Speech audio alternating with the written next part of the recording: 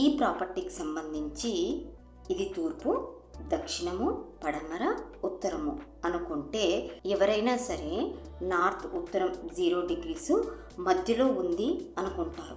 కానీ ఈ నార్త్ ఉత్తరం 0 degrees అనేది మధ్యలోనే ఉండాలని రూల్ లేదు.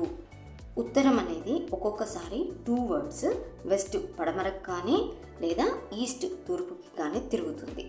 నార్త్ ఉత్తరం అనేది పడమరకి తిరిగిందా, తూర్పుకి తిరిగిందా, లేక సెంటర్లోనే ఉందా అని తెలియదు.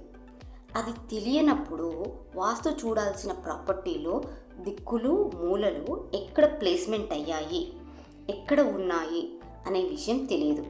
అలా దిక్కులు తెలియనప్పుడు చూసే వాస్తు ఎంతవరకు కరెక్ట్? అస్సలు కరెక్ట్ కాదు. ప్రాపర్టీకి సంబంధించి దిక్కులు, మూలలు ఎక్కడ ఉన్నాయి క్లియర్గా తెలుసుకొని వాస్తు చూస్తే కానీ వాస్తు పర్ఫెక్ట్ రిజల్ట్ అనేది రాదు. మరి దీనికోసం ఏం చేయాలి, ఏం కావాలి అంటే number 1 floor plan, number 2 north degrees, number 3 centroid, number 4 శక్తి చక్ర, నెంబర్ 5 గ్రిడ్.